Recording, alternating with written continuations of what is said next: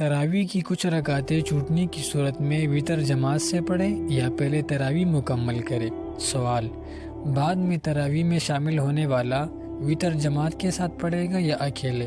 جواب: جو شخص تراویح کی کچھ رکعت ہو جانے کے بعد پہنچا تو وہ پہلے تنہا فرض پڑھ کر امام کے ساتھ تراویح کی جماعت میں شریک ہو جائے۔